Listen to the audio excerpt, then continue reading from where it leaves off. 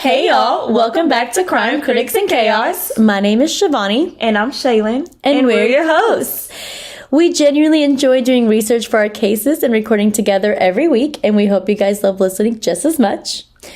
With that being said, let's go ahead and get into our shout-outs. You can actually do the first shout-out, Shivani. I would love to. So our first shout-out goes to my sister, Rindy Desai. Yay. My sister's 14 years old, and she has a lot of friends at her school that also listen to our podcast. So I guess it's safe to say that the age range of our listeners are expanding. Awesome. And the second shout-out will go to my cousin, Miss Kwanzaa Covert. Woo! Go Kwanzaa! Absolutely. And the third shout-out, last but not least, is Miss Ree Richard. Woo! Go Ree! We definitely enjoy all of you guys. We thank you so much for supporting us on social media. Please continue to do that, and we will continuously show you love. Thank you so much. We appreciate you. So with that being said, let's go ahead and get into our sponsor. Our sponsor is Tia Edwards, and Tia is a certified and professional makeup artist located in Houston, Texas. Her business name is called Everything Brows and Beauty, and you can find her on Instagram. Her Instagram handle is at everythingbrows_beauty. Again, her Instagram handle is at everythingbrows_beauty. Are we ready to go ahead and wine and crime?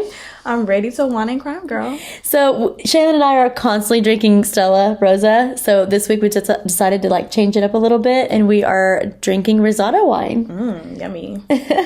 Let's wine and crime. Let's wine and crime. Cheers. Cheers. So before we get into the story for today, I'm going to verify the sources. The sources I'll be using to tell this story is the stories of the Unsolved and ABC News. So this is a story of the Fort Worth trio. So basically on the morning of December 23rd, 1974, so this is just 2 days before Christmas. Okay. 17-year-old Mary Rachel Trlica, formerly known as Rachel. Okay.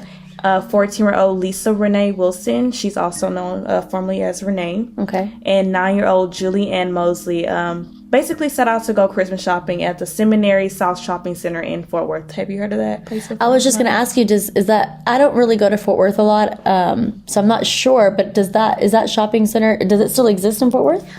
It actually still does exist, but it's under a different name. Okay, that makes sense. Because this was 30, 40 years ago? Oh, yeah, it was 44 years ago. Wow. Yeah, it was a while ago. Like I said, we just keep going back, girl. We really do.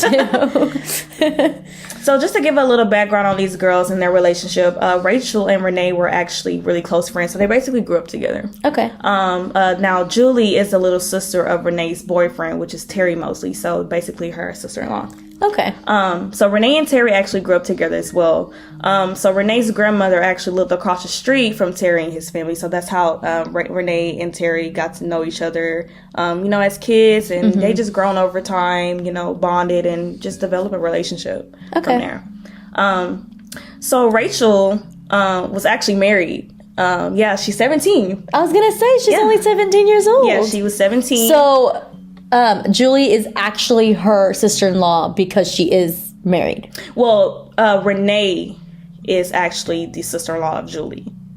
Oh, so Renee's boyfriend's sister is Julie, not Rachel's. Yes. Okay, so Rachel's married. Yes. And then Renee is her best friend, and then Renee's boyfriend's sister is Julie. That's correct. Got it. Okay. Perfect. Yes. Rachel was actually married to a man in his 20s who also had a kid from a previous marriage. And according to family and friends, they were actually really happy together. Really? Yeah. Good for them.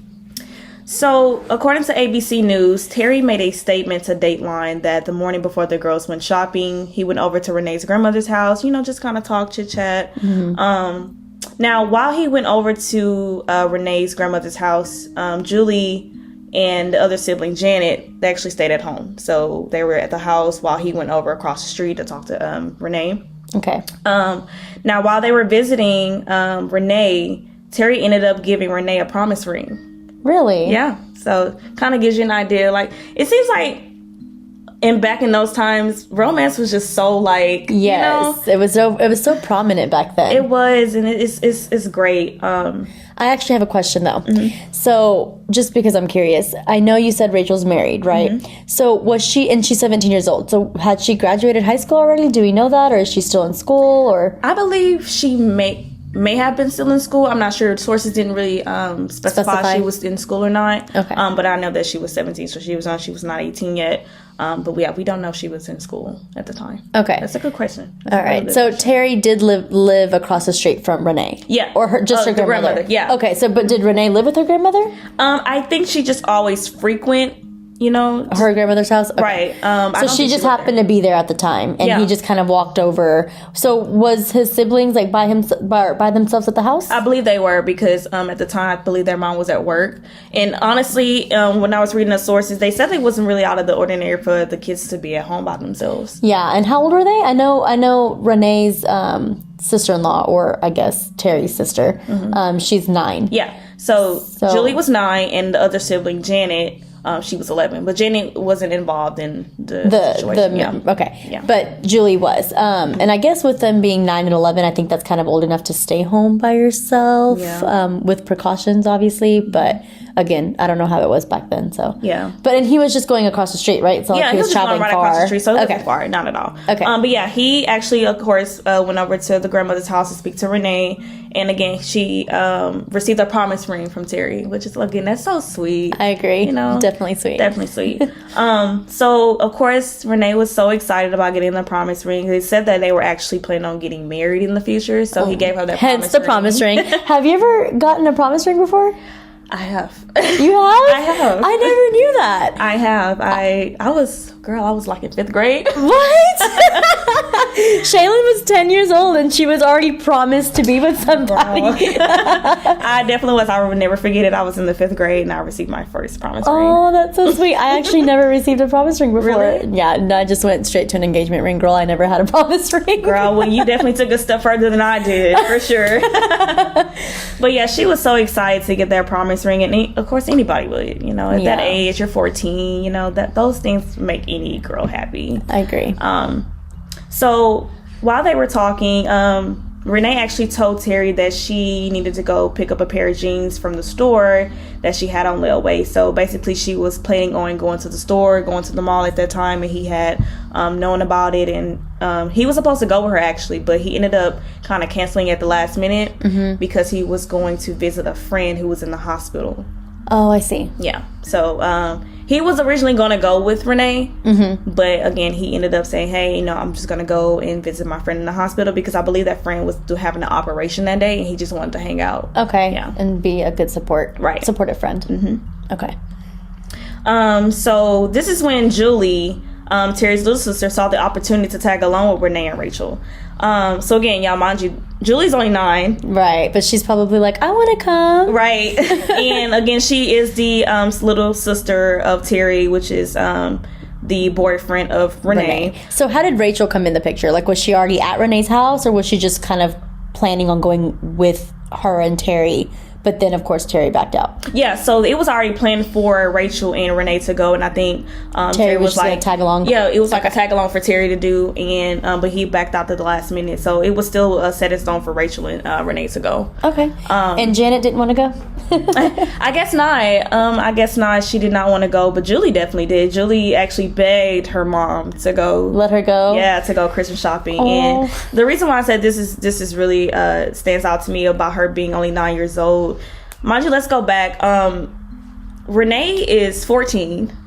And Rachel is 17. That's already a pretty good age range or age difference. Yeah. I was going to mention that in the beginning, because when you were kind of explaining the ages of all the girls, I was going to say, for them to be really good friends, like they're 3 years apart. But I do have a best friend who's 2 years older than me, and I have another best friend who's 2 years younger than me. So I guess it's not that uncommon. Yeah, it's really not, because growing up, of course, in high school, we had older friends. Right. So it's not out of the ordinary, but I just think that these girls' age ranges is definitely struck me odd. Yeah, because you have a 17-year-old, a 14-year-old, and then you have a 9-year-old. Yeah. So Terry originally stated on Dateline that Renee and Rachel kind of didn't want Julie to go at first, because I mean, like, she's honestly, young. So she's young. Yeah. It's nothing out of the ordinary there, but they actually let her tag along. They say, hey, you can come, but you'll have to get permission from your mom first. So I like how they did that. Yeah. Always be cautious.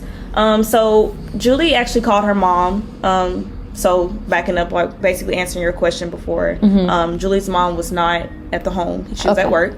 So Julie actually had to call her mom to get permission to go to the mall with the girls. Yeah. Okay. So I believe that Julie's mom did not originally want her to go. Of course, like, parents, you're 9. Yeah. You know, that's nothing out of the ordinary there. But Julie was begging her mom, like, girl, on that phone, begging her mom. It was like, I really want to go shopping. And if I stay home, I'm not going to have anybody to play with. I'm like, you have an 11-year-old sister.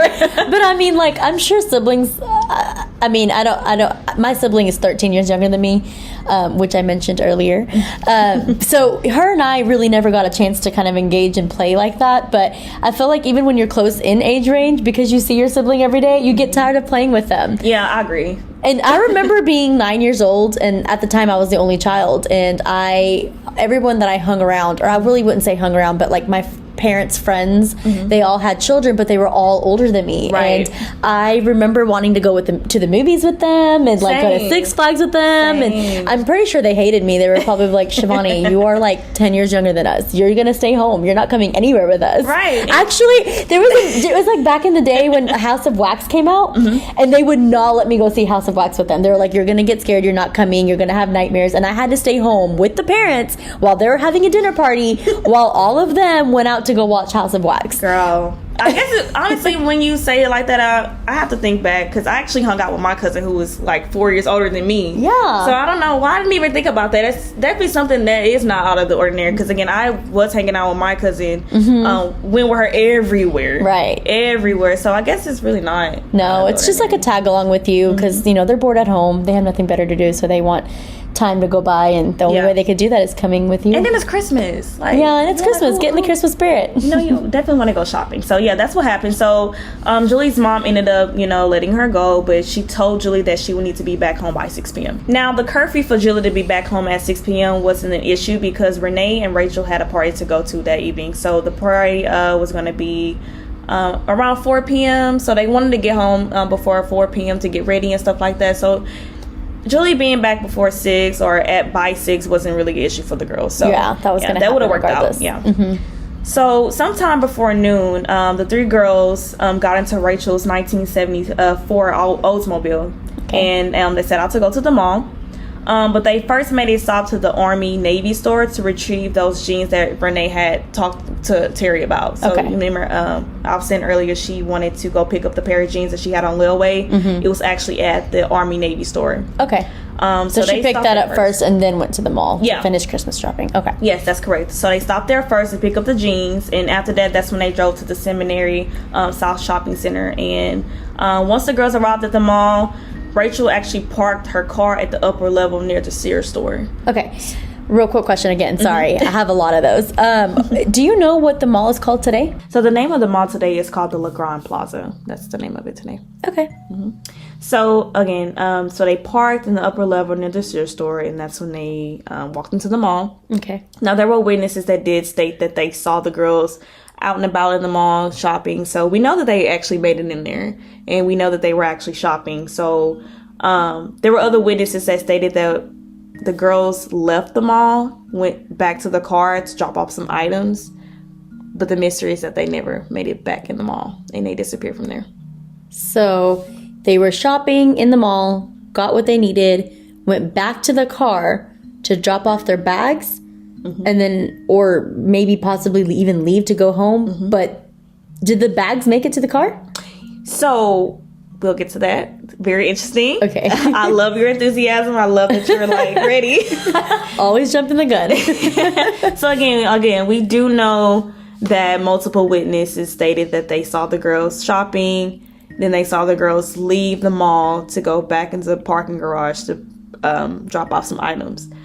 But my thing with that is, like, that's very specific. How would you know that they actually did that? Yeah, like, I mean, you could probably see the girls walking back to the car and just assume that they're leaving. Right. That's what I was wondering. I was like, oh, that's why I asked you, did the bags make it there? Because how do you know that they were going to go back to the mall? Exactly. Because they could have just been leaving to go home. Exactly. That's another thing that, like, stuck out to me by far. Like, how would you know that?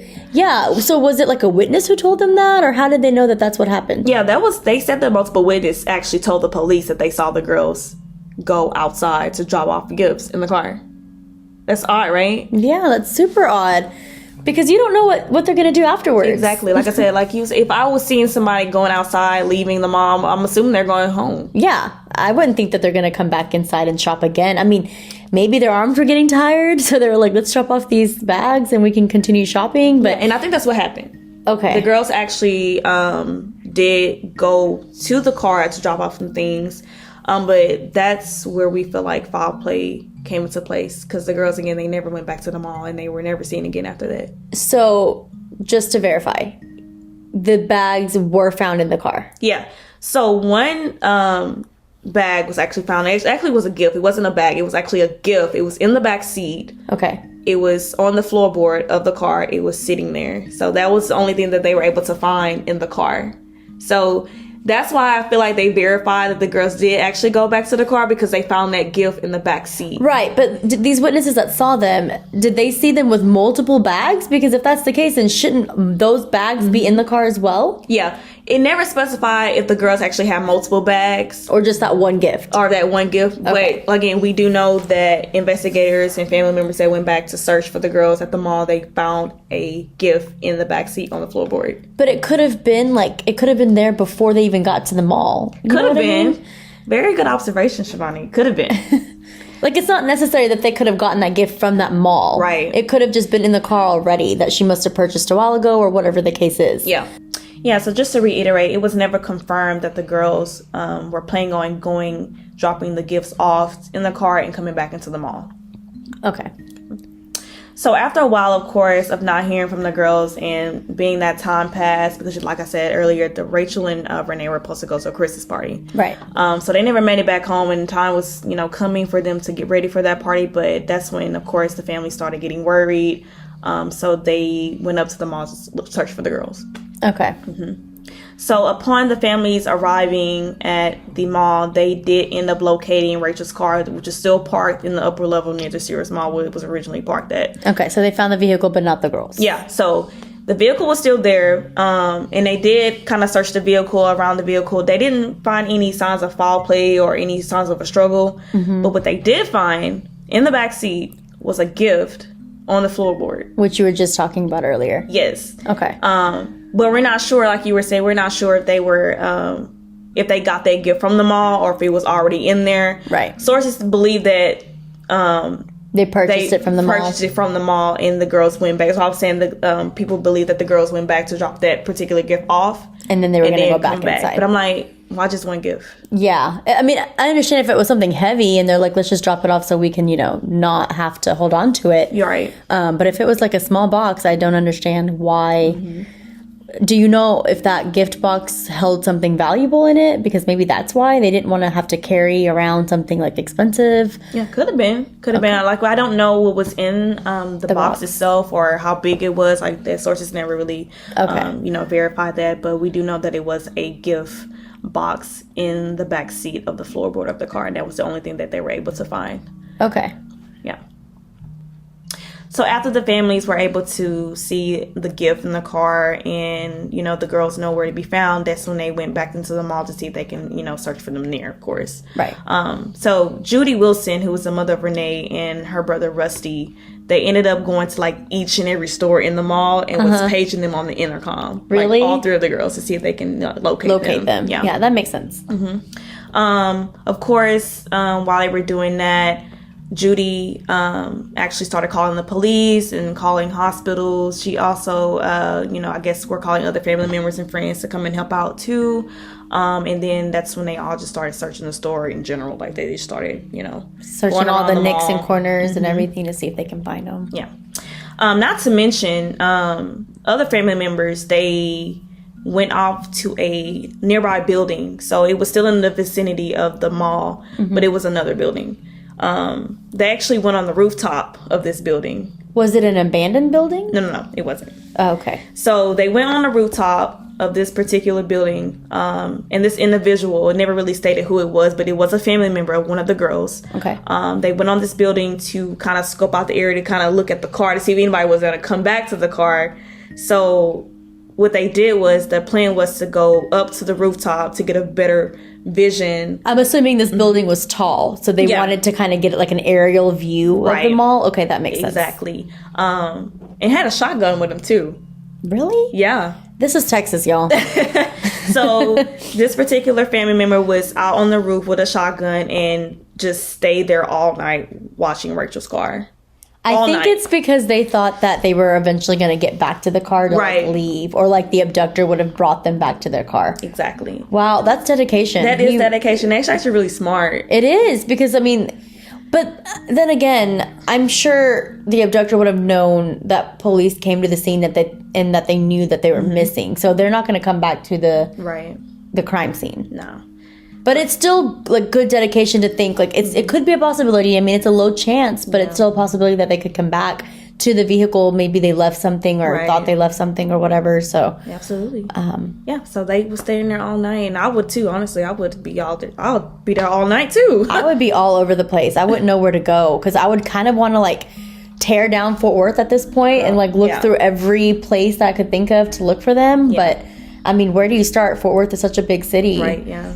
And again, these family members were really dedicated to finding these girls, and I definitely applaud them. So, unfortunately, after them staying, at the mall all night, they were not able to locate the girls. Like, nobody came back to the car. Nobody suspicious. Nobody was there. That's so crazy to me, because, I mean, like we were saying, it's Christmas. I'm assuming the mall was busy at the time, because it's 2 days before Christmas. Everyone's doing their last minute Christmas shopping. You said that they were kind of parked closer to where the stores were in the garage on the upper level. So to me, it's like there should be a lot of traffic going around that area. Yeah. So with that traffic being there, no one noticed a single thing that was odd. There was a lot of witnesses. A lot of witnesses. That's what's crazy, because I think like with all these witnesses, they should maybe, they would remember how many bags they were each holding, because I think that's a big thing. If we can figure out if they even made it to the car, that's a step. Exactly. And if they were holding all these bags and they're not, in the car, then I don't think that they would have made it back to the car. Right. I like where you're going with that. Yeah. I do. So, of course, no signs of the girls. So now they have to get a police report filed. The girls are missing and they're young. So the Fort Worth Police Department of Missing Persons Bureau actually got involved. So wait. They got involved the next day? They didn't get involved like right at that moment when the family knew the girls were missing? It seems like it was like the next day, because like I said, the family was there all night searching. I don't think that I would have immediately called the police. Like that's the first thing. Judy did call the police. She called the local police and the hospitals, like I stated. But from what the sources I've read, I feel like that the police didn't really get involved until like later. So they didn't start searching for the girls right then and there, right when they were called, right when they knew that the girls were missing. They started searching for them the next day. If that's true, that is insane. Yeah, that's ridiculous. Yeah, it's 3 girls. Their vehicles at the mall. They're not at their vehicles at the garage of the mall, but they're not themselves actually at the mall. Right. They're missing.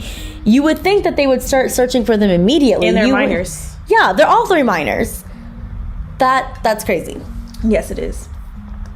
So once the police department got involved, the Missing Persons Bureau, they actually came up with a theory, this police department. And the theory was that the girls actually ran away. You know what? I was going to actually ask you, or I was going to make a comment, not ask you. I was going to make a comment, and that was going to be that more than likely a lot of the times police don't get involved until 24 to 48 hours, because they always assume that the child is a runaway rather than missing. But at this point, this is not a child. This is 3 girls, and their vehicle is still at the mall, but they're not. So would they run away on foot? Like, that makes no sense. Well, how are they going to run away? There's no motive for them to just dump and disappear like that. Yeah, that's insane. I keep saying that's insane, but that really is insane. There's no other way to describe it. There's no other way to describe it. And I'm going to get into why the police department initially stated that this is a runaway. Okay, real quick, I'm not sure what the actual statistics are, but I do know that when it comes to a missing persons report or missing persons case rather, the most crucial time to find that missing person is within 24 hours. Yes. And after 24 hours, your chance of finding that missing person is going to decrease by hour. Exactly. So for the fact that they waited till the next day to even start looking, you're already down 24 hours at that point, or give or take, 24 give or take. I mean, you could have had more chances of finding the girls if you would have started looking right then and there at that time rather than waiting a whole night. Right. I'm just baffled. Okay. Yeah, I see what you're going, but like I said, I don't know if the police did get involved the very next day, but from what the sources that I've read, they made it seem like that the police didn't get involved until after, like, you know, after the fact. So that's crazy. So the reason why I'm mentioning this theory is because a day, like, this is literally 24 hours that it has gone by. Rachel's husband, Thomas, received a letter in the mail on the morning of December 24th, the very next day, Christmas Eve. Yes, that was addressed to him from Rachel, stating that the girls had gone to Houston for a week, and also the letter provided details of where the car was located in the mall. And it was an accurate description of where the car was located. What? This sounds like a Lifetime movie. There was a letter sent to Rachel's husband, Thomas, the very next day that was addressed to him from Rachel that stated that the girls had gone to Houston for the week, and here's the details of where the car is located. Do you know if this was like a handwritten letter? Did it match Rachel's handwriting? Yeah, see, girl, you're really you're going with it, girl. I love it. So this was a handwritten note. And I will let you know what that note read. Shivani, would you like to know? I would love to know. So the note read, "I know I'm going to catch it, but we just had to get away. We're going to Houston. See you in about a week. The car is in Sears, upper lot. Love, Rachel." Catch what? I know I'm going to catch it. Catch what? I don't know what that means at all. That's very odd. I don't know what she meant by "I'm going to catch it." Like, are you going to, like, catch? Are you going to get in trouble? Yeah. What is that? No, I don't even think it's that. I think she was talking about something specific that only maybe Thomas knew. Or, I don't know, because that's very, like, it seems like an inside kind of conversation. Could be. And she said, "We're going to get away." Like, okay, maybe you and Renee, because, you know, you two are really good friends and you guys could have made plans to go hang out and do something in Houston or whatever. But not with Julie. Yeah. What are you going to do with a 9-year-old? Girl, it's crazy. I'm telling you, Lifetime movie. It definitely does sound like a Lifetime plot. So this note, again, it was written off a sheet of paper. It was a handwritten note.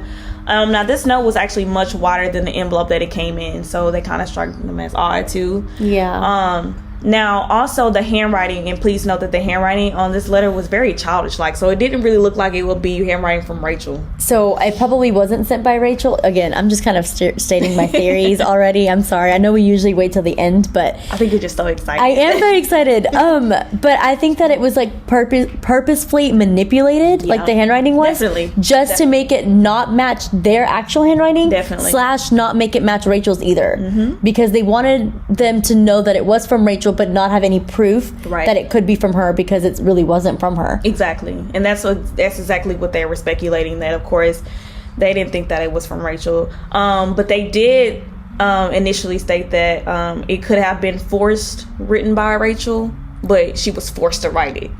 Right. But with the handwriting, how they were describing the handwriting and how they were saying it was very childish, like, I don't think that was Rachel's handwriting. I don't either. I think that the killer himself or herself or whatever wrote it and purposely manipulated the writing just so that it wouldn't, you know, go back to actually being identified as Rachel's handwriting. Exactly.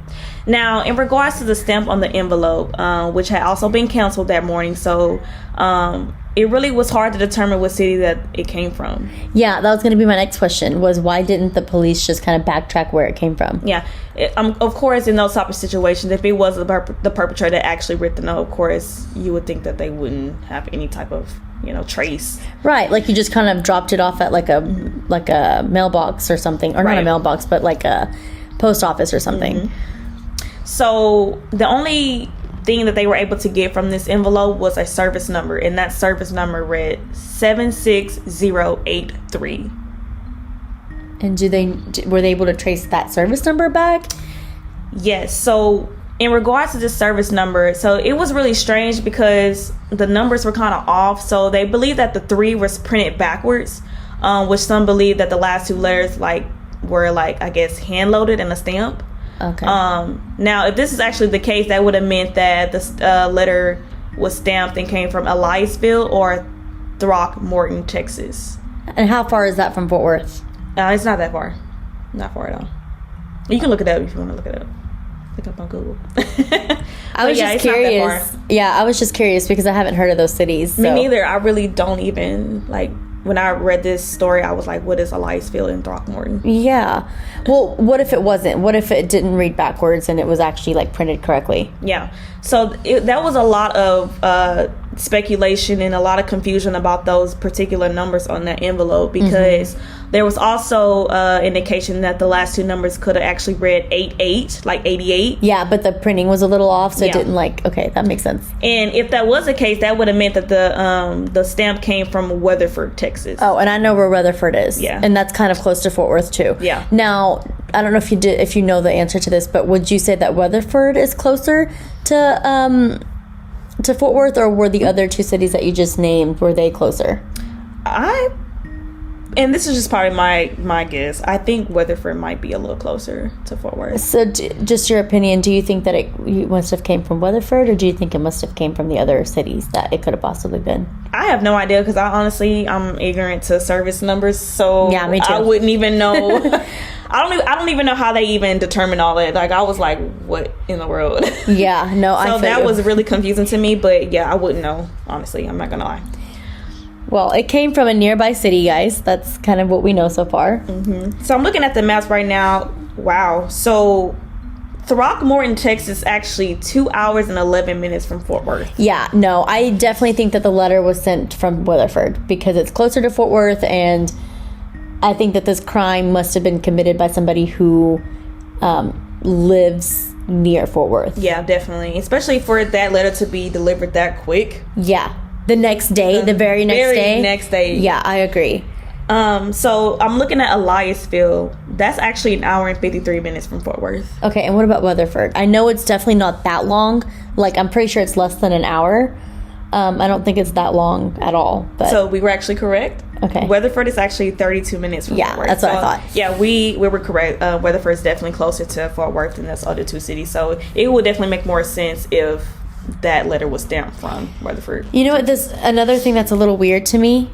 Again, I'm not familiar with post offices or how long things take to get delivered or anything like that.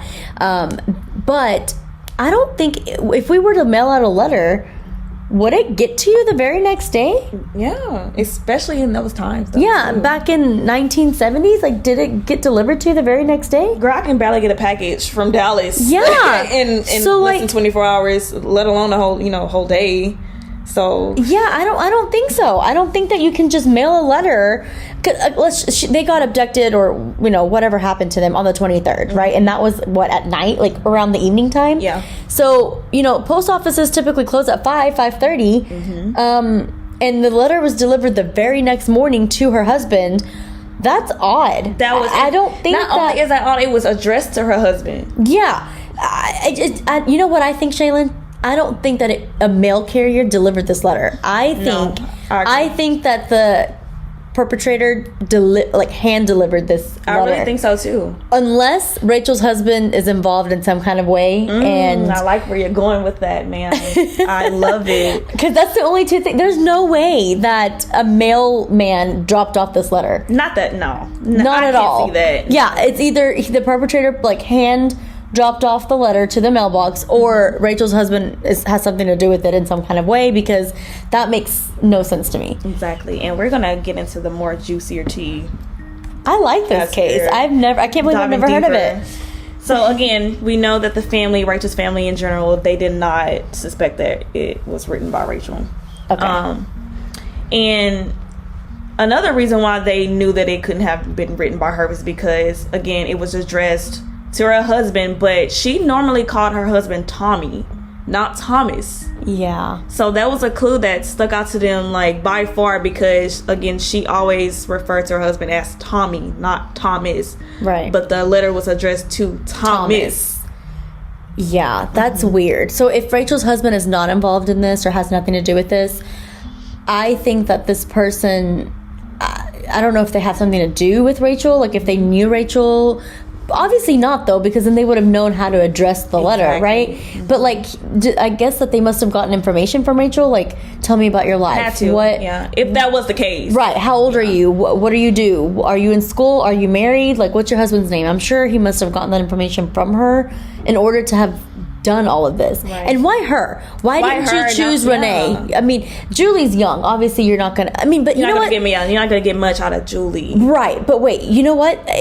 They could have even done it with Julie, if you think about it, because they could have written the parents a letter. True. And maybe even, like, you know how when you do child abductions, like a ransom type, like a ransom, though. Yeah, you could have done that with Julie too. So either of the girls, you could have done it with either of the girls. Why Rachel? Yeah, I like that. They could have definitely had a better chance at getting whatever they wanted with going after Julie and addressing the letter to Julie with her family and getting ransom. Yeah, and because she's super young, I feel like that would have been a better. I mean, again, I don't know what the motive is here. I don't know what he's trying to get out of all this, but if you were going to do all this, and if you wanted attention or money or whatever the case is, I feel like either way, whether your intention was to get money or whether your intention was to get, attention or whatever it is, I think the best option would have been to choose Julie. Why Rachel? That's like bothering me. Exactly. So of course, they actually ran tests on this handwriting to make sure that it did or did not match Rachel's handwriting, and it actually came back that it was inconclusive of her writing. So they did confirm that it was not written by Rachel. Yeah, I didn't think so. Yeah. Now another clue that they came up with was the L on Rachel's name. It was actually originally appeared to be a lowercase e, which led them to believe that it was actually a spelling error. And who in their right mind would spell their name wrong? Right, like you write your name almost every day. How would you ever misspell your name? Exactly. That's definitely odd. Exactly. So, unfortunately, the letter was like the only piece of evidence that investigator had on this case. So that's the only, and besides the gift, but I guess the gift really wouldn't serve as evidence per se, but the letter definitely, of course, serves as evidence, and that's the only piece of evidence they have today. So that was a one-time letter. Never again did he ever contact Thomas or any of the other family members. No. See? Why him? Strange. Very strange. Very strange. Or maybe this perpetrator has something to do with Thomas or Tommy, whatever you want to call him. Very, very good observation there too.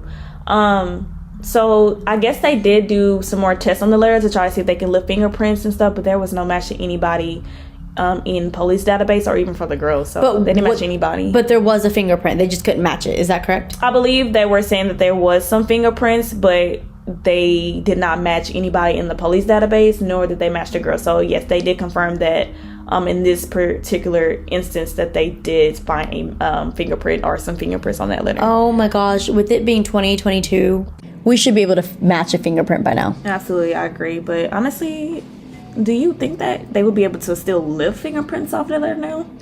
I don't know. Probably not, because it's been so long. Yeah. Unless they saved like the original fingerprint like in a database or something. But I'm sure they did. Yeah. I'm sure they did. Especially because they did state that they put it through the database. Okay. So yeah. So I mean, if they were to run it now, I'm sure they might be able to maybe... Again, we don't work in the police department, so we don't know how this stuff works. Because if it was that simple, I'm sure they must have done it already. But I mean, who knows? Yeah. So, Shivani, are you ready to get into some other theories, clues, and witness information? I am. Let's get into it. Okay. So, one of the shocking persons of interest, of many persons of interest in this case, was actually Rachel's sister, Deborah.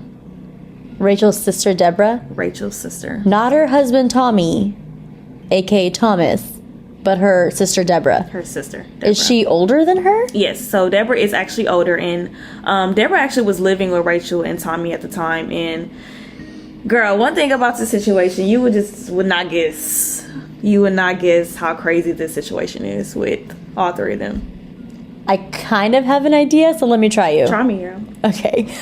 Something just kind of tells me, as crazy as the situation would be, but don't tell me that Deborah and Tommy got engaged or married or whatever after Rachel went missing. Girl, you hit the nail almost right on the coffin, girl. So Deborah was actually previously engaged to Tommy before he married Rachel. Yes. Not after, but before. Before. So he was previously engaged. To her older sister, Deborah. Yes. And then something happened with that engagement. Yes. And then he later married Deborah's sister, Rachel, who is now missing. Yes, ma'am. Oh, this entire case definitely is revolving Rachel. My theory. Yep. And tell me this is not a Lifetime movie. This is definitely like a Lifetime movie plot. For sure. Like, when I read that shit, I was like, am I reading the right case? Like, did I accidentally get caught up in another case? Yeah. I was like, there's no way. That's crazy. Yeah. They were engaged before Tommy and Rachel got married. And, according to families and sources, Deborah and Tommy's relationship wasn't that serious. Like, they were engaged, but though. I was going to say, what does that mean? Like, you were engaged? Like, that's just really, you don't just really engage. Yeah, you don't just get engaged with somebody just for the hell of it. Like, no. You have to be serious if you're getting engaged to somebody. Right. But they said that it wasn't really that serious. I guess not as serious as Rachel and Tommy's relationship, but they ended up calling it quits before they actually got married. But they still stayed under the same roof. So Deborah, Rachel, and Tommy were still under the same roof. That is so odd. Like, imagine you... I mean, I don't have an older sister, but I know you do. Yeah. So imagine you, like... I know, it's even cringy to think about. Like, I don't want to think about that. Like, your sister is married to somebody, and then or not married, but engaged to somebody, and then all of a sudden now you're married to him, and all three of y'all are living together. Like, tell me that's not awkward. That is hella awkward, to say the least. Like, I would not even dare to think that thought that I would just stay with my sister and her husband, who I was previously engaged to. Yeah, like, I wouldn't want to do that myself. That's not going to happen. Exactly. And on top of that, like, why would Rachel be okay with that? Like, she is now married to her sister's ex-fiance. Yeah. Why would you want your sister living with you? So, going a little bit forward, why was she ruled out? Or was she ever ruled out? I don't think she was ever quite ruled out, but it is strongly believed by the families that Deborah knows much more information about their disappearance than she initially let on. I bet. And possibly Tommy. I called it from the beginning. There's just why did he get that letter out of all people? Yeah, you did call it. So Deborah was actually brought in for questioning. She had several interviews with the police. She even took a polygraph test, but I really couldn't find anywhere that stated if she failed or passed a polygraph or whatever. I did not see that anywhere, but I know that she did take a polygraph test. We just don't know the results of it. Okay. Yeah. So basically, Deborah remains her innocence. She basically still maintains that she knows nothing about their disappearance. Of course. Yeah, that's typical. Now I'm so curious. I want to go back and see where she what her alibi was during the time of the abduction or disappearance, I guess I should say. Yeah. And that's so weird. Yeah, and it makes you think, if that whole situation about Deborah and Tommy, it makes you definitely think that they could have possibly had a motive to get rid of Rachel. Yeah, that makes complete sense. But what gets to me is that why Julie and why Renee? Exactly. If you had a motive to only get rid of Rachel, what did Renee and Julie have to do with that? Yeah, they were just bystanders. They had nothing to do with that situation at all. They just happened to be with her at that time. Yeah, wrong place at the wrong time. Yeah. Yeah. That's crazy. But do you think that Tommy and Deborah may have something to do with that. I really want to know if they ever got together afterwards. I really do, because that would, and the police should have paid attention to that, because if they did, then that's more of a motive to look into. It definitely is. I'm actually going to research it. I'm actually going to look to see if there was any reports if Deborah and Tommy may have gotten back engaged or gotten married after that. I didn't see anything. I'm sure that would have been significant information for sources to put in, but I didn't see anything like that, so I guess not. But you never know. You never know. Guys, there might be a part 2 of this episode with just some, information afterwards, because now I'm very interested as well. So I'll definitely be Googling a lot of this tonight after we're done recording. Girl, I definitely would too, because I am still very intrigued by this case. So this is definitely going to be endless amount of researching. I agree. I think it's just the fact that this killer hasn't been caught yet, and I really do think that it has something to do with Rachel, because she's kind of been the center of attention when it comes to this. I do think that it has I called it from the beginning again, like it has something to do with Rachel, like it really does. You definitely did. So at this point, the family began, getting together, putting out flyers in the local area. They also was contacting local news to spread the word about the disappearances, of course. And then one day after they were, doing that, a store clerk had come forward saying that a woman had approached her to say that she witnessed Rachel, Renee, and Julie being forced into a yellow pickup truck that was parked by the Buddy's grocery store at the mall on the day that the girls vanished. So someone approached this store clerk and told this store clerk about how she witnessed someone get shoved into a yellow pickup truck. So this is hearsay. Yeah. And not only did she say someone, she actually named the girls. Like, she stated to the store clerk that she saw Rachel, Renee, and Julie being forced in a pickup truck.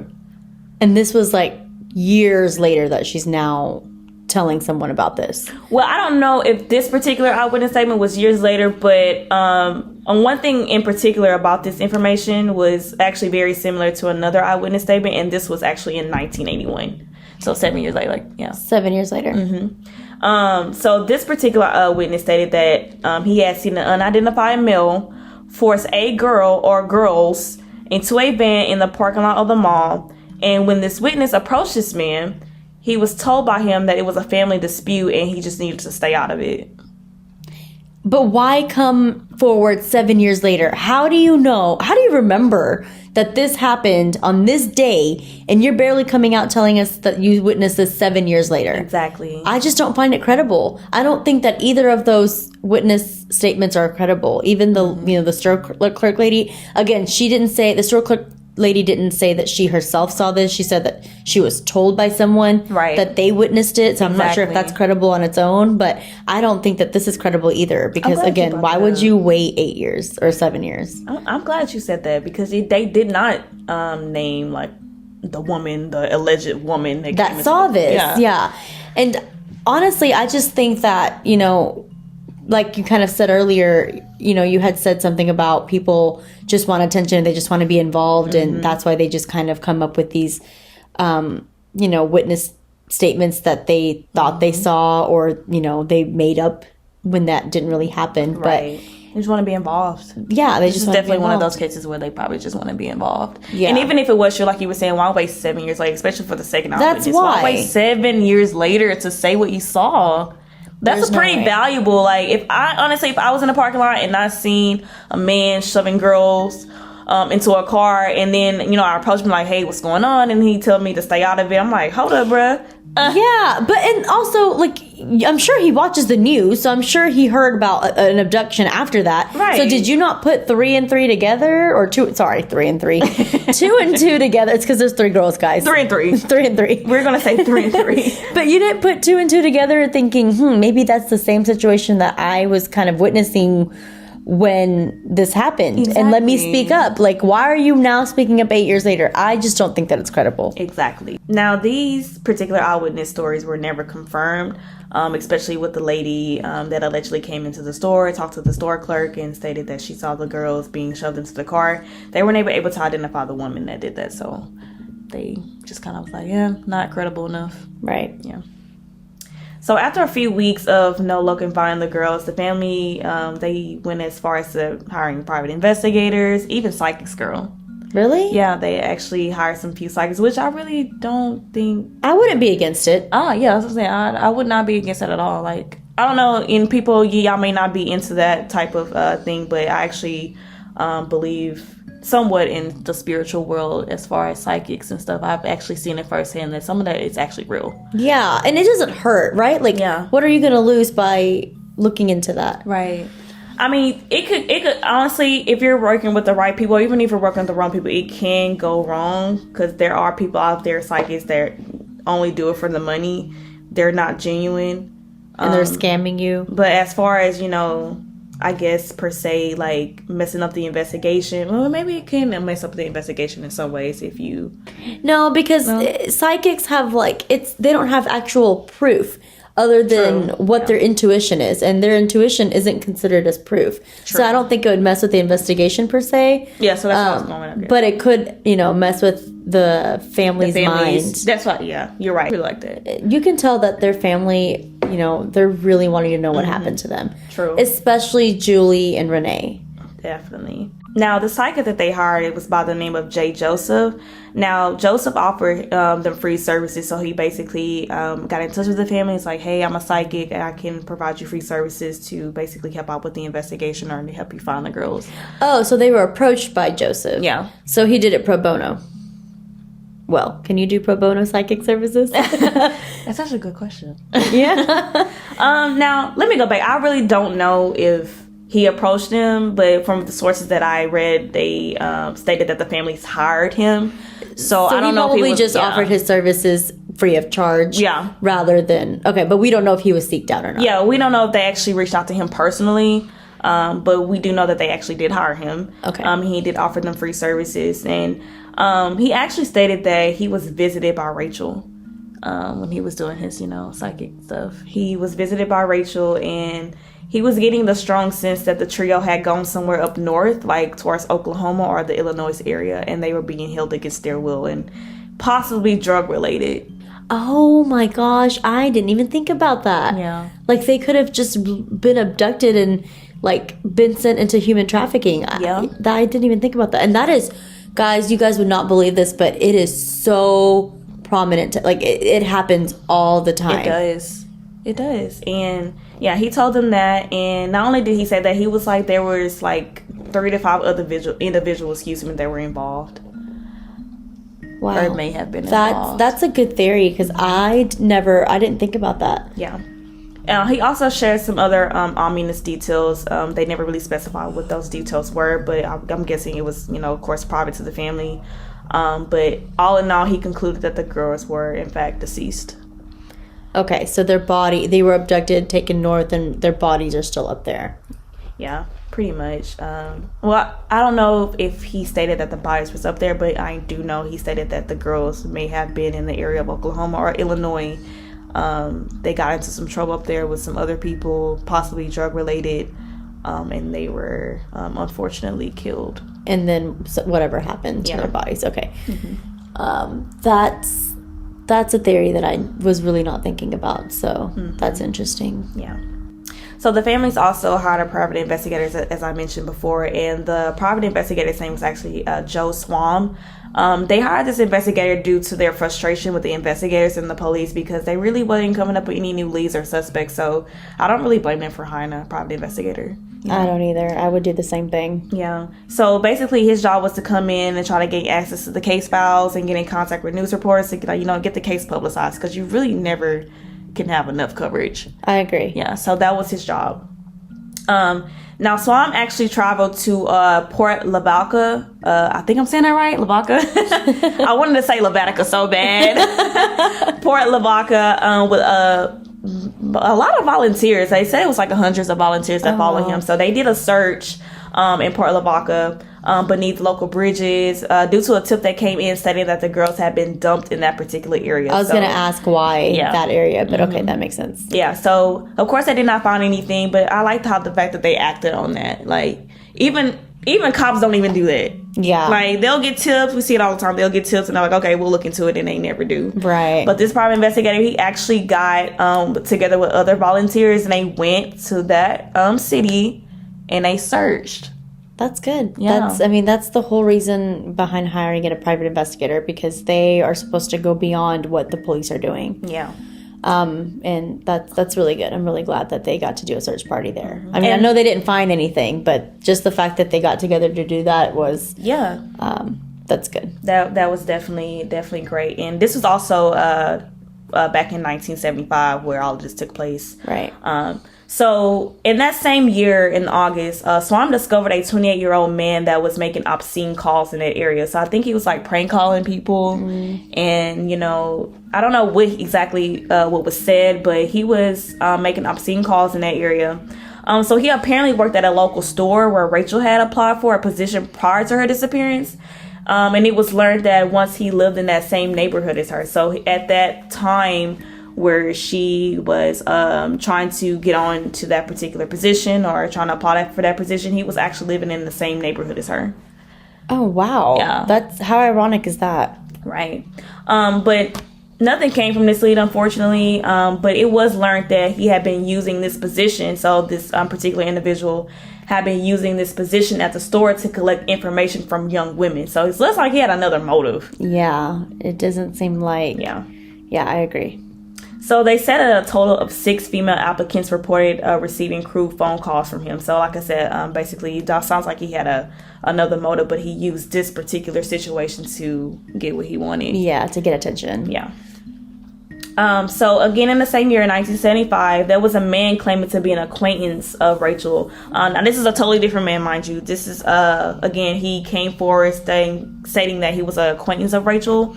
So he said that he had seen 3 girls at a record store in the mall a few hours before they went missing. So this was actually in the mall that the girls disappeared, that he said that he saw the girls at the record store. Okay. He said that he noticed another individual with the group, and he and Mary had spoken briefly. So he was saying that he saw the 3 girls, and there was another individual with the 3 girls. So I believe it was a male that he said that he saw. And he spoke with this male individually. Yeah, so he said that he spoke with the male, and I believe it was Renee. Yeah, that he spoke to briefly. Not Renee, I'm sorry, Rachel. It was Rachel. Yeah. Okay. I was going to say, that's odd because Renee's been kind of like the background. Or right. Her name's been kind of in the background, and Rachel's been the main character in the story. But, okay, so did he, I'm assuming if he spoke to the male, he knew the male, or he was just kind of talking to him as a stranger, or maybe as a stranger. Because then he would be able to, if he knew him, he would be able to like tell the police this is his name, and the police would be able to speak with him. Exactly. And say, hey, we were told that you were with these 3 girls. Exactly. Do you know them? And then gather more info that way. Yeah, I don't think he knew him personally, but of course, like I said, we knew that he knew Rachel.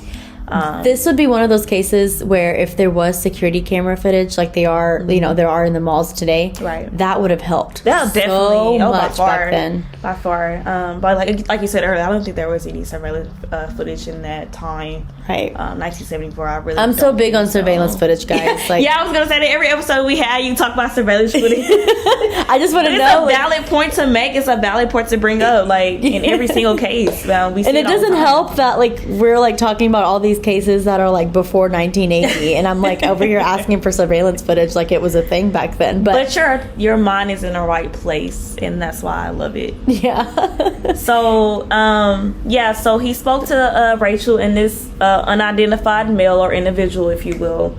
But nothing came about that either. Not that I've seen. So it was a dead end. Yeah, it was definitely a dead end. So a lot of things happen. Mind you, y'all, a lot of things happen in this particular year. You're going to see a lot of information that I'm about to give you guys in regards to what exactly was found and what took place in the year of 1975.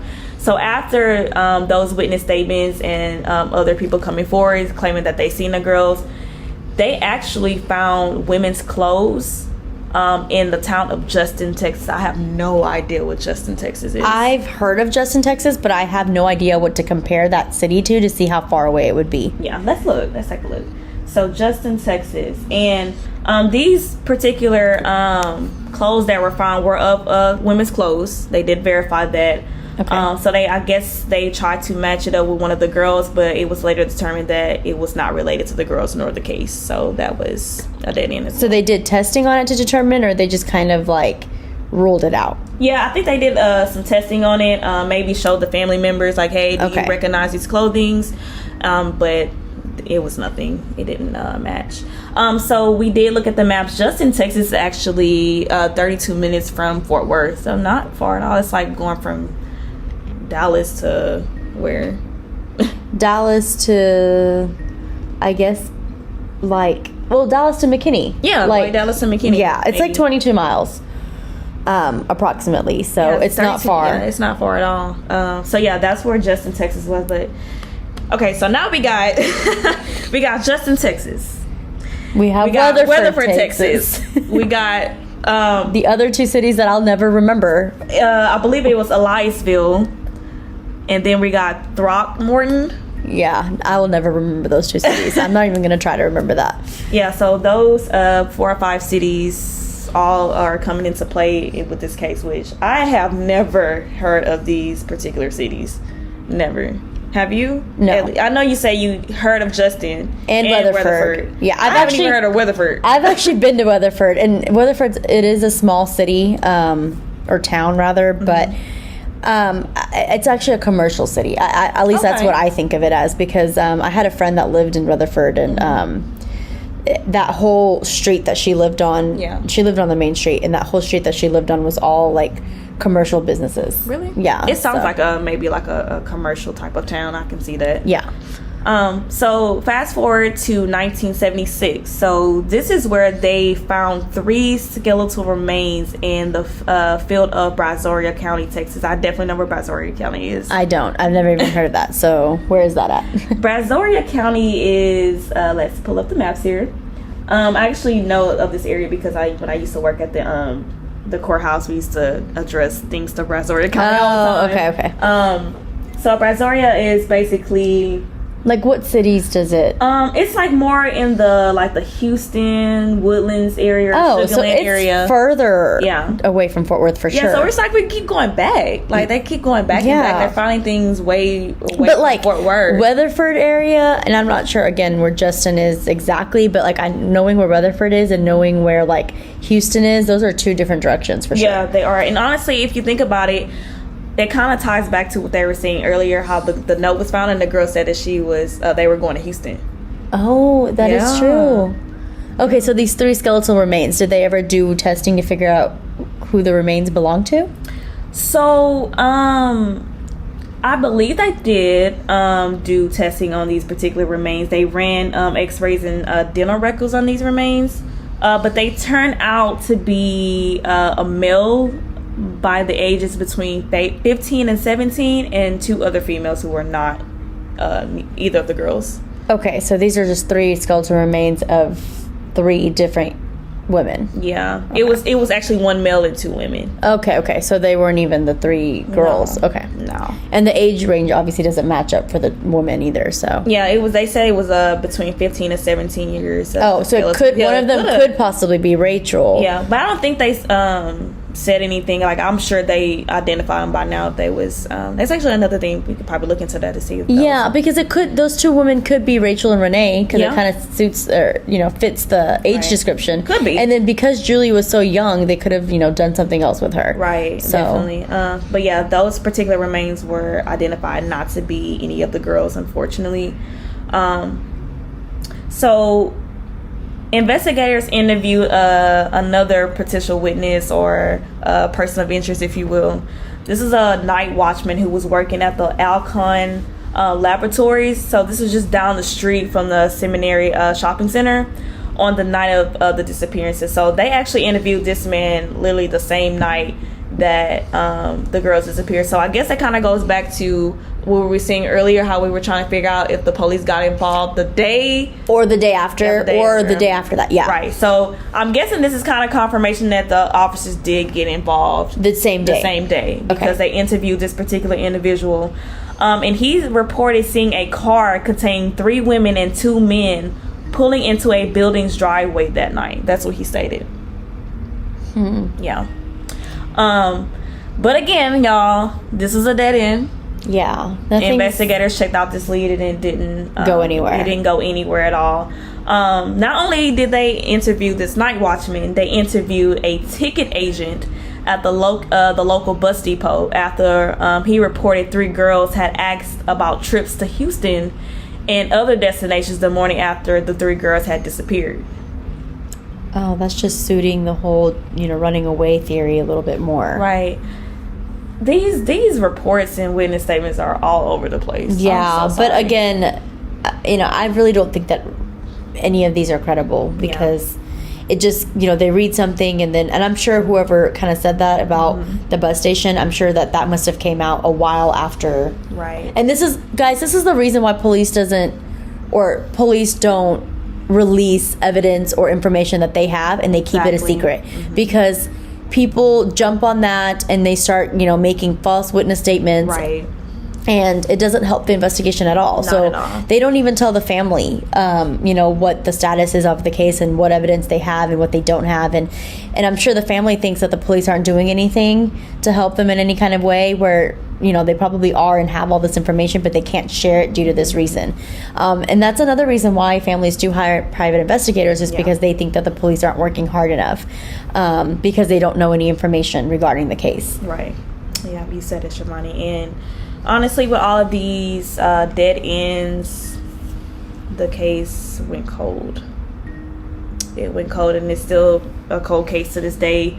They actually closed the case. I'm not sure when they closed the case exactly, but I know that the case was reopened back in January of 2001, and it's still open now. Okay. Yeah.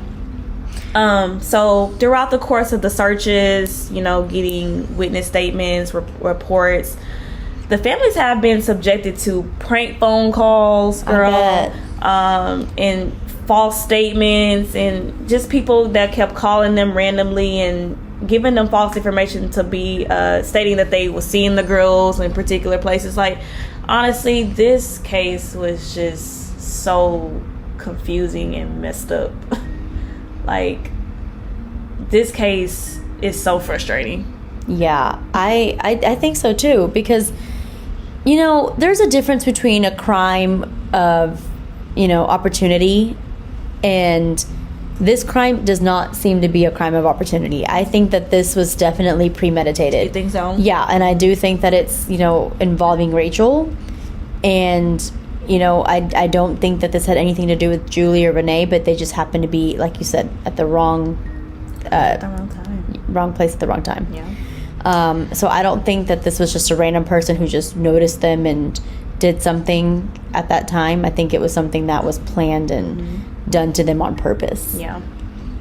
So fast forwarding to 1999, Rachel's brother Rusty, he was still active, girl. Of course, I'm going to be active for my family, my sister, my brother, whoever. I'm going to continue all the way. And that's exactly what Rusty did. He continued all the way. And he actually hired another private investigator. Really? Yeah. And the reason why I believe, and this is just my speculation, that he hired another private investigator is because it was said that the Joe Swan, the original private investigator, he committed suicide. Really? He's deceased. And this was after This is actually confirmed. He's deceased. He committed suicide. Allegedly committed suicide, but we know he is deceased. But this was after the investigation. Yeah. Like after he did whatever he needed to do with his investigation regarding this case specifically. Yeah. Do you know how long after he committed suicide? No, I don't know, but I did read that he actually is no longer alive, and it was speculated that he may have committed suicide. But for what reason? Yeah. If you did commit suicide, well, that's what I was asking, because if it was like right after this case, that's odd. But if some time had gone by, then it's like, okay, anything could have been happening in his personal life or whatever. But I'm gonna get back to you on that. I'm telling you guys, we're gonna have to do a part 2 on this with more details of the things that we were not able to discuss in this episode. And there's a lot of things to discuss in this case. A lot of guys, things. people have podcasts over this specific case, and that's all they talk about is just this specific case. And we're only doing this in one episode. So there's a lot to be, and I'm giving y'all a lot of information. I'm really, giving y'all a lot of information because a lot of these podcasts and other sites and sources, they don't have nearly as much as the information that I'm providing to y'all. So, definitely feel special. Feel special. So after Rusty, Rachel's brother, contacted a new investigator by the name of Dan James to help, further with the investigation, they were looking into several sightings of Rachel because it was initially brought to them that people were seeing sightings of Rachel like everywhere. That like back to what the prank calls and stuff was, they were getting prank calls and letters and stuff in the mail that they were saying that they were seeing Rachel in different places. So that's why Rusty went ahead and got a new private investigator to kind of confirm that she's true. If she's alive or not. Right. Interesting. Yeah, they were saying that they were seeing Rachel and also Renee, but nothing about Julie, which is odd because a lot of the people were coming and saying that they were seeing Rachel and Renee in stores like at gas stations and stuff like that, but they never mentioned Julie. I wonder if it's because she was the youngest, so people didn't really see her around or supposedly see her around, and they were able to see Rachel and Renee around a lot more, thought that they saw them around a lot more because they were able to match other people's faces that kind of looked similar to those two girls and thought that those two girls were other strangers that weren't really them. Absolutely. And all in all, Rusty and James, the private investigator, they believe that Renee and Julie and also Rachel may be deceased, like we were saying, of course. But honestly, I think they're kind of stuck on Rachel. I really think that they are stating that it's likely that Rachel may be still alive. Really? Yeah. Wow. I don't know. I don't think that, at this point, with it being 2022, I don't think that either of them are alive. Yeah. But I don't really know if all three of them really, were killed the night of their disappearance. Yeah. My two theories are obviously the one, with Rachel. I do think that something was going around or going on with that situation with Rachel's life, whether it's, her husband / sister or whatever the case is. Something is definitely odd over there. Exactly. And my second theory is the human trafficking. I agree. That's another thing because it's three girls. They're all three young. Yeah. Three girls of different ages. Yeah. So that's also a theory that I definitely can entertain. I can agree with that. And also, the reason why they feel like that it's likely that Rachel is still alive is because James and Rusty actually, I believe that they have some information that they won't share with anybody, and rightfully so. But they feel like that Rachel is being held against her will and being kept away from her family. But again, they won't come out with this evidence. Yeah. Again, I don't blame them. I don't either, especially after all the allegations that other people have made about seeing them and what they thought happened to them. It's basically like a goose chase. At this point, I definitely agree with that decision to do that. Do you know if Rusty's still alive today? I believe he is. I believe Rusty's still alive. And he also, I believe there's still a reward out. Originally in December 1999, he actually offered $25,000 reward for any information leading to the arrest or the conviction of those who were responsible for the girl's disappearance. It was actually him and James, the private investigator, that came up with this award. Okay. I'm not sure if it's still active. I'm sure that it probably has went up since 1999. Yeah, because it's usually such a cold case. Yeah, usually they do. Yeah, but especially because of how much time has passed. Right. What are the chances that someone has any information? Right. We're at a whole different generation now. Exactly. I don't know. I just don't. Again, I could be wrong, and I would love to be proved wrong because I would love to know what happened to these girls. Absolutely. But I just don't think that anyone would have any information anymore. Yeah. But if you or your grandma or your great grandma have any information on this case, right? Because this case is really old. Please give Fort Worth Police Department a call. I think my mom was a kid when this happened. Right. Yeah. That's why I said if your grandma or your great grandma has any information, please reach out. I say grandma, but your great grandpa or your grandpa. Anyone of that age might have any range, age range might have any information, but So this is where we are now with the Fort Worth missing trio. This case is still unsolved, and it's very, very frustrating. It is. Yeah, it's crazy, right? It is such a crazy case. Like I said, it's like a plot from a Lifetime movie. It does. It definitely does. And honestly, given my perspective, I really do feel like that some of the answers, if not all the answers, some of them at least lies within that Deborah situation. Yeah, Deborah, Tommy, Rachel, like trio situation. Yeah, and I don't want to point any fingers, but I just feel like that the circumstances behind it is very odd. Yes, so I really feel like there is a lot more information in regards to that situation that needs to be further looked into. I agree. Mm-hmm. What do you think? I've basically been stating my opinion throughout this entire case. But yeah, I also agree that something's definitely odd there. And I also kind of like the theory of the human trafficking. Yeah. That's a good theory too, because that's definitely something that's likely to happen. Now, I'm not sure if it's likely to happen at that time, but human trafficking has been a thing for so long now that it definitely could be a possibility. Definitely. I won't debunk that. I really think that that's also a possibility that the girls could have been human trafficked for sure. Right. Yeah. But I also do not think that the girls are alive, unfortunately. I don't think that they're alive. Yeah, especially now. After 44 years, probably not. Yeah. Well, guys, let us know what you think. Like we say all the time, leave us comments on whatever platform you're listening to us on. You can also message Shaylin and I personally. You can start a discussion on our Facebook page. Whatever it is to kind of keep you guys talking to us on what you think and your opinions, definitely do that. Yeah. Now, there are several different ways you can listen to us. You can listen to us on YouTube and Spotify. YouTube and Spotify both have follow buttons at the top left corner, right below our default photo, and you can just click on that bell icon next to that follow button to turn on notifications. And then, of course, with Apple Podcasts, you can just click on that top right plus sign symbol to start following us and also getting an immediate notification to our episode releases. You guys can also keep supporting us by telling your friends and sharing on all of your social medias. And please, please, please subscribe and follow us on whatever platform you are listening to us on, whether that's Spotify, Apple Podcasts, or YouTube. This will qualify you for a shout out. So please go ahead and do this right now. And when you subscribe and follow, you will also get an immediate notification to our latest episode release, like I said earlier. So do that now. Also, a very exciting update, I guess. We are now on Stitcher officially. So you can find us on Stitcher, and you can follow us by pressing that follow button right on the right side of our default photo. So go ahead and subscribe and follow us on Stitcher. Yeah, leave us reviews, leave us comments. We definitely would like to get some discussions going, especially on our Facebook page about these cases. So definitely do that. Also, stay tuned for our next episodes. We're going to be releasing weekly episodes. That's our goal. And again, we love y'all support. We love y'all tuning in every week, and we thank y'all for everything that you do and continuously support us. And again, we will always show you guys love. Thank you so much. See you next week. See ya. Goodbye. Bye.